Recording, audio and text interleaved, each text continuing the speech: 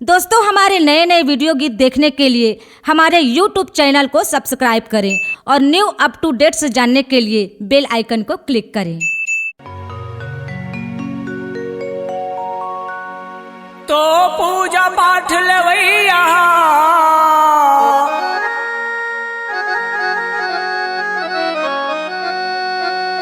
पूजा पाठ लेवैया देवता न है वह लेवता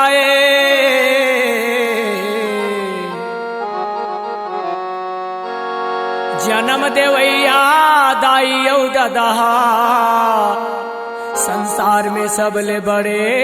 देवी देवताए।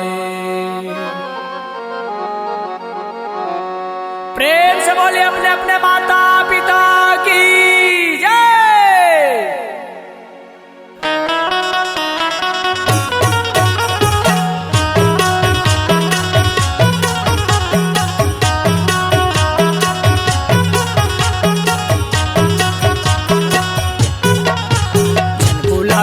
दाई दादा के मायाला झुला दाई दादा के मायाला जन्हा सिर जाए तोर कंचन कायाला जन्हा सिर जाए तोर कंचन कायाला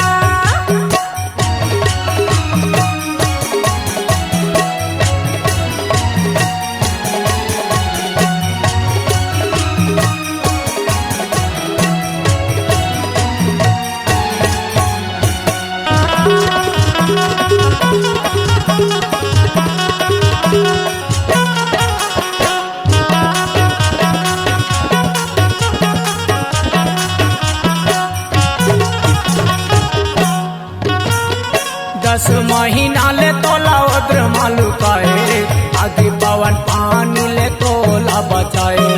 आगे पवन पानी ले तोला बचाए।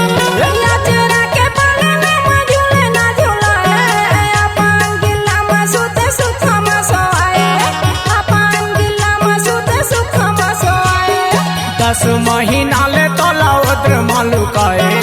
आगे पवन पानी ले तोला बचाए आगे पवन पानी ले तोला बचाए।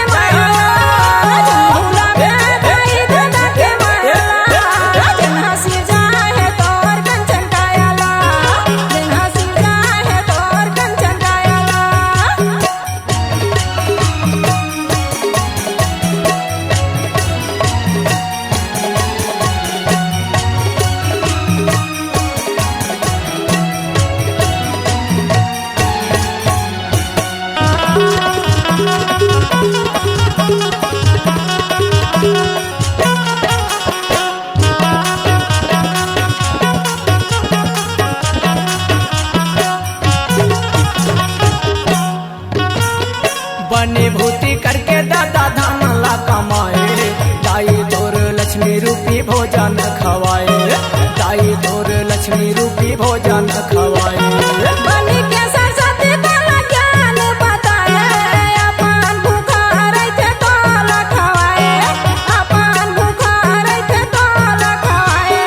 बने भूति करके दादा धान ला कमाए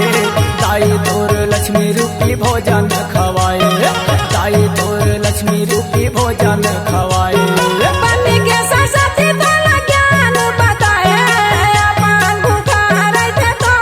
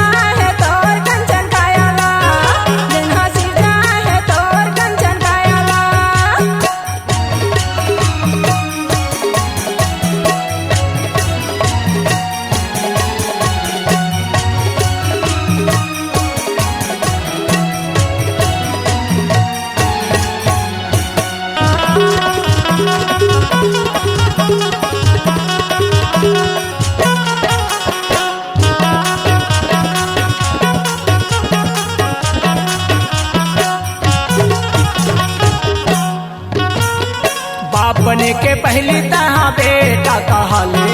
दूध के कर्जा हवे तेला तो चुका ले दूध के कर्जा हवे तेला तो चुका ले जिंदगी बताई दादा चरण मना ले बाकी कोनो देवता नहीं है बात गठिया ले बाकी कोनो देवता नहीं है बात गठिया ले बाप बने के पहली तहाँ बेटा कहले दूध के कर्जा हवे तेला तो चुका ले दूध के कर्जा हवे तेला तो चुका ले जिंदगी बताई दादा चरण मना ले बाकी कोनो देवता नहीं है बात गठिया ले बाकी कोनो देवता नहीं है बात गठिया ले तोला सबो सुख के देवैयाला तोला सबो सुख के देवैयाला तोला सबो सुख के देवैयाला झंडूला बेदाई दादा के मायाला झंडूला बेदाई दादा के मायाला जन हंसी जाए तोर कंचन कायाला जन हंसी जाए तोर कंचन कायाला जिन हासिल जाए तोर कंचन कायाला जिन हासिल जाए तोर कंचन कायाला झंडूला बेदाई दादा के मायाला